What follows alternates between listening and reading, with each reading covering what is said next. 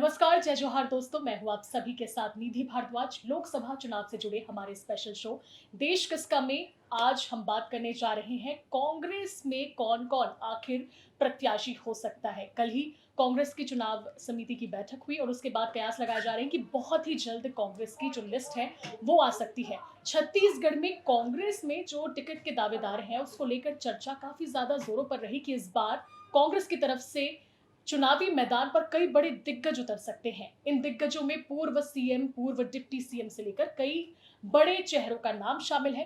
तो आज उसी पर हम चर्चा करने वाले हैं कि आखिर किसे कहां से मौका मिल सकता है। बिना किसी देरी के शुरुआत करते हैं सबसे बड़े चेहरे के साथ, जो है पूर्व मुख्यमंत्री भूपेश बघेल की। आखिर भूपेश बघेल लोकसभा चुनाव लड़ते हैं तो वो कौन सी सीट हो सकती है। तो जो खबरें आ रही हैं वो ये है कि राजनांदगांव सीट से भूपेश बघेल को चुनाव लड़ाया जा सकता है। बीजेपी की अगर बात करें तो बीजेपी ने यहां से सिटिंग सांसद संतोष पांडे को मौका फिर से दिया है, यानी कि फिर से उन्हें टिकट दिया है। अब उनके सामने सवाल उठता है कि क्या वाकई भूपेश बघेल चुनाव लड़ेंगे, ये समझने की हम कोशिश करते हैं। तो क्या लगता है अक्षय कि राजनांदगांव से ही क्यों भूपेश बघेल को चुनावी मैदान पर उतारा जा सकता है, क्योंकि दुर्ग सीट भी तो है, तो क्यों सिर्फ राजनांदगांव से चर्चा उठ रही है। देखिए, दुर्ग तो जोखिम भरी सीट है, क्योंकि एक तो विजय बघेल वहाँ से सिटिंग सांसद हैं।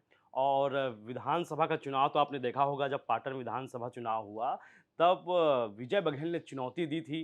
उसके बाद काफ़ी करीबी मुकाबला रहा। एक मुख्यमंत्री का 10,000 वोटों से हार जाना, ये भी एक बड़ी वजह हो सकती है। उसके बाद जब लोकसभा के चुनाव होते हैं तो बहुत सारे फैक्टर काम करते हैं, चाहे वो मसला जाति का हो, चाहे फिर वो मसला राजनीतिक रणनीतियों का हो।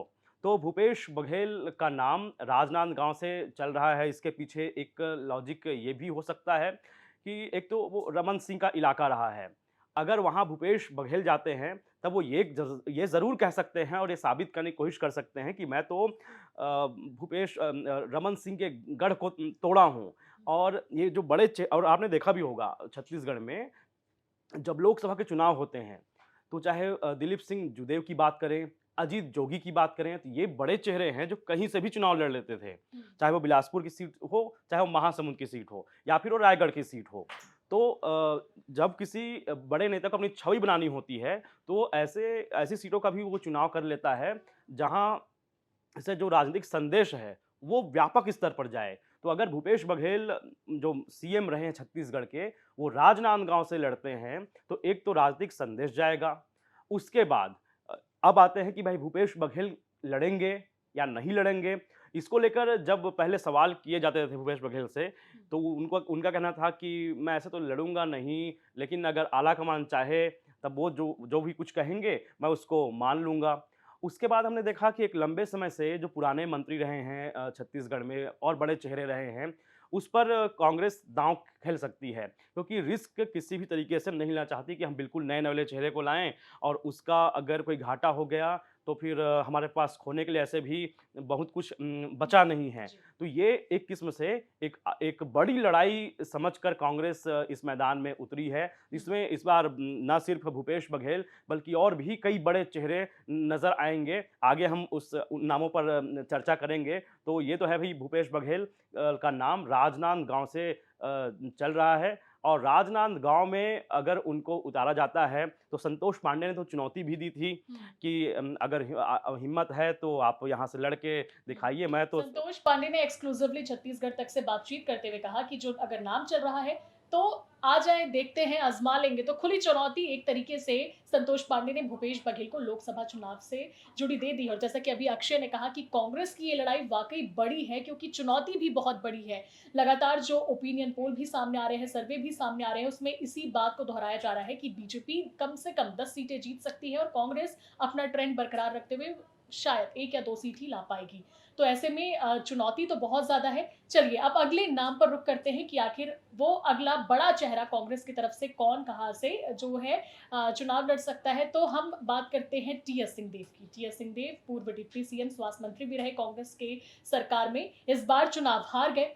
लोकसभा चुनाव आते ही चर्चा बड़ी तेज चल रही थी कि उन्हें कोरबा से टिकट मिल सकता है, कोरबा से वो चुनाव लड़ेंगे, लेकिन कई मौकों पर टीएस सिंहदेव ने इस बात को नकार दिया कि मैं इस बार लोकसभा चुनाव नहीं लड़ूंगा, मेरा पारिवारिक कारण है, कुछ कुछ वो हवाला देते गए। लेकिन अब जो खबरें सामने आ रही है उसके मुताबिक वो बिलासपुर सीट से चुनाव लड़ सकते हैं। बीजेपी की बात करें तो बीजेपी ने यहाँ से तोखन साहू को चुनावी मैदान पर उतारा है और तोखन साहू को टक्कर देने के लिए कांग्रेस टीएस सिंहदेव पर दाव जरूर लगा सकती है। बिलासपुर में ही आखिर क्यों, ये आपको अक्षय समझाएंगे।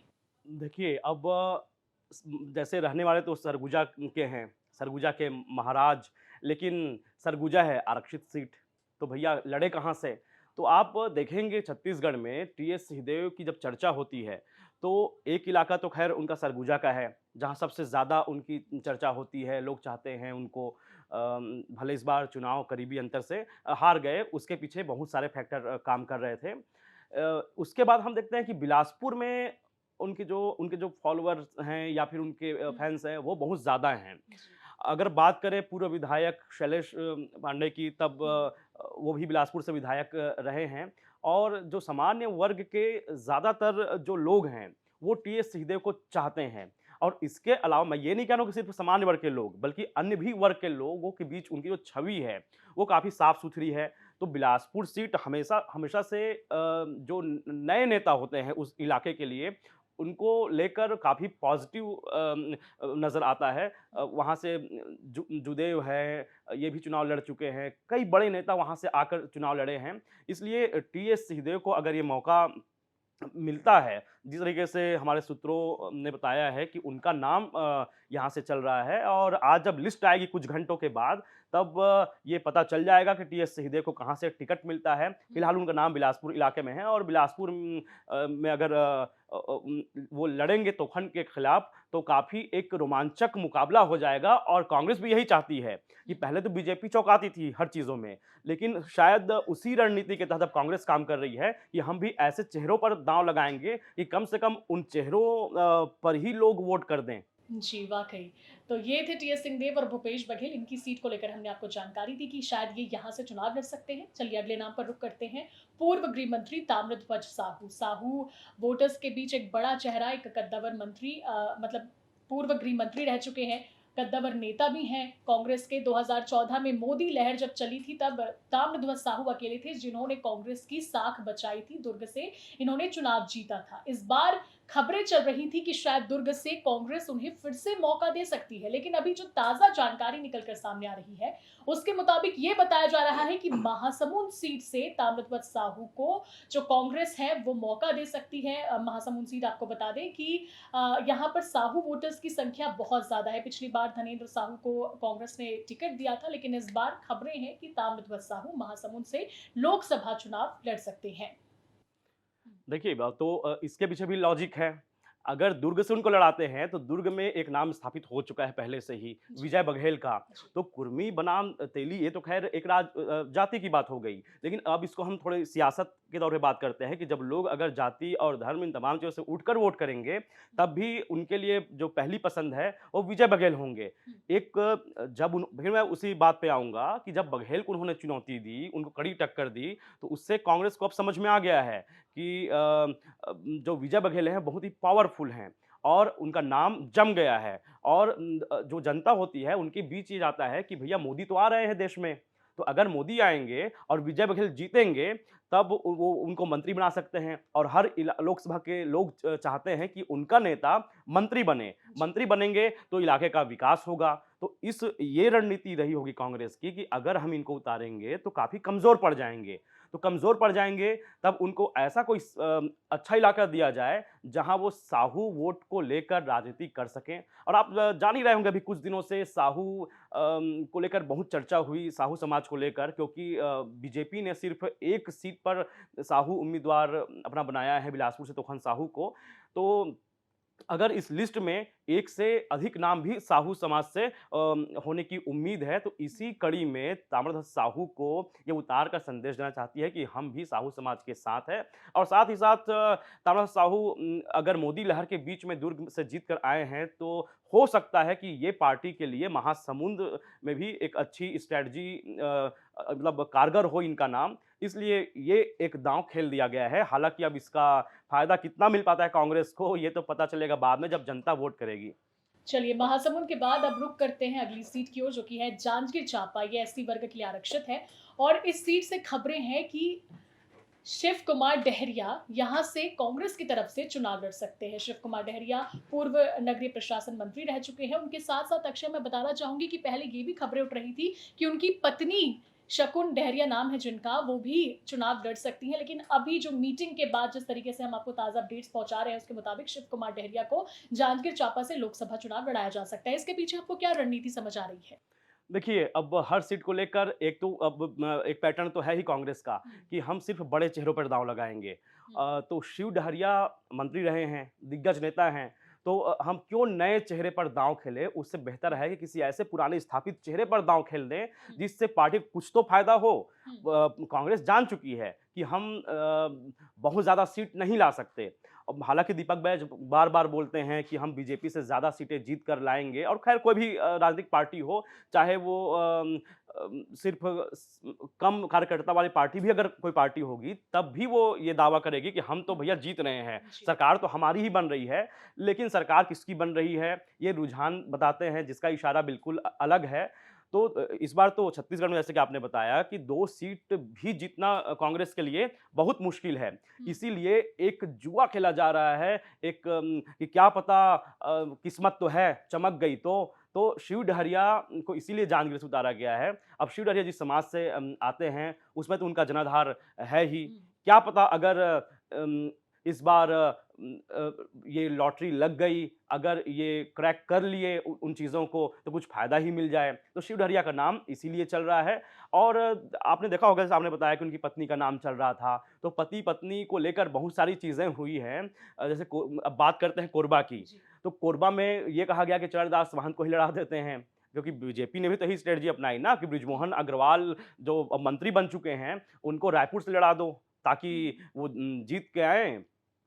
और इसीलिए ये भी सोचे कि चरणदास महंत को, लेकिन चरणदास महंत लड़ने के उस तरीके से मूड में नहीं हैं, तो उनकी पत्नी अभी वहीं कोरबा से मौजूदा सांसद हैं। तो इसलिए कोरबा की सीट को लेकर अभी भी यही कहा जा रहा है कि ज्योत्सना महंत फिर रिपीट हो सकती हैं, और महिला बनाम महिला भी तो करना है।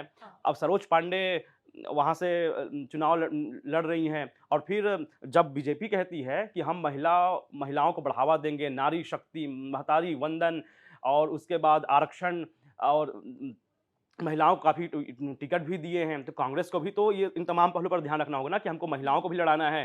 तो वो सीट तो खैर घर में ही रहेगी, महंत के घर में ही वो सीट रहेगी। तो महंत का चेहरा, उसके बाद उनकी पत्नी का चेहरा, उसके बाद फिर सामने एक बड़ी प्रतिद्वंदी। तो इसी वजह से अब कुछ सीट पर पति लड़ेंगे, कुछ सीट पर पत्नी लड़ेंगी। तो अब शिव डहरिया अब क्या कुछ कर पाते हैं जांजगीर में, ये तो वक्त बताएगा। लेकिन अब वक्त भी काफ़ी कम बचा है, जब कांग्रेस की लिस्ट आएगी और आप लोगों को पता चल जाएगा। और एक और सीट जिस पर सबसे ज्यादा पेच यहाँ पर फंसा हुआ नजर आता है, बस्तर की सीट, जहाँ से मौजूदा सांसद दीपक बैज के अलावा टिकट के दावेदारों की जो फहरिस्त है वो काफी ज्यादा लंबी है। कवासी लखमा के बेटे हरीश लखमा, मोहन मरकाम, और बस्तर से सांसद बस्तर से विधायक लखेश्वर बघेल, इस तरीके से बहुत सारे टिकट के दावेदारों के नाम सब सामने आ रहे हैं। लेकिन सबसे ज्यादा हरीश लखमा और दीपक बैज के बीच ये जो टिकट को लेकर खींचतान नजर आ रही है। आपको क्या लगता है, कौन इस खींचतान में बाजी मार पाएगा? अब देखिए, ये भी आप देखेंगे, अगर हम लखमा और बैज को अलग-अलग देखें, तो अलग-अलग पहलुओं में दोनों आपको बहुत मजबूत नजर आएंगे। विधानसभा का चुनाव होता है, बैज अपनी सीट खो देते हैं, लेकिन लखमा तमाम विरोधों के बावजूद, तमाम चुनौतियों के बावजूद अपनी सीट बचा लेते हैं। तो इसमें तो स्थापित ये हो जाता है कि लखमा ज़्यादा पावरफुल हैं। लेकिन बैज वहाँ से सांसद रहे हैं, ऐसे वक्त में सांसद रहे हैं जब मोदी की लहर चल रही थी। उसके बाद वो प्रदेश कांग्रेस कमेटी के अध्यक्ष भी हैं, पीसीसी प्रमुख हैं, तो ये भी उनके चेहरे पर उसको एक मजबूती प्रदान करता है। लेकिन अब जब चुनाव नज़दीक आ गए हैं, तब एक झटका ज़रूर लगा, जब बहुत सारे दावेदार आ गए। हालाँकि पार्टी जनता के बीच कोई गलत मैसेज ना जाए करके ये समझाने में जुटी हुई है कि हमारी पार्टी बहुत ही लोकतांत्रिक पार्टी है, इसलिए हमारे बीच एक ही खींचतान चल रही है, सबको टिकट माँगने का अधिकार है। लेकिन अगर दोनों अड़े रहे, तब फिर वहाँ स्थिति और बिगड़ सकती है। लेकिन मैं ये भी नहीं कहूँगा कि इन 2 चेहरों के अलावा किसी तीसरे पर कांग्रेस शायद दाँव खेलने का सोचे, क्योंकि उनके पास कोई बहुत बड़े चेहरे नहीं हैं। जी। बैज और लखमा स्थापित चेहरे हैं, दोनों से सुलह ये लोग कराएँगे और सुलह कराने में कांग्रेस भले बाद में उसका एक ड्रॉबैक दिखाई देता है, बाद में चुनौतियाँ खड़ी होती हैं, लेकिन तुरंत फौरी तौर पर तो वो कोई रास्ता ज़रूर निकाल लेंगे। लेकिन बैज और लखमा दोनों की अगर बात करें तो अभी भी बैज कुछ पावरफुल थोड़े नज़र मजबूत दावेदार नज़र आते हरीश हैं। लखमा ने छत्तीसगढ़ तक से बातचीत में कहा कि 2014 में भी उन्होंने टिकट मांगा था, 2019 में भी मांगा और इस बार भी मांगा है, लेकिन पार्टी जिसको भी टिकट देगी उसके लिए वो मिलकर काम करेंगे। हालांकि ये तो नेताओं की बोलने वाली बात होती है।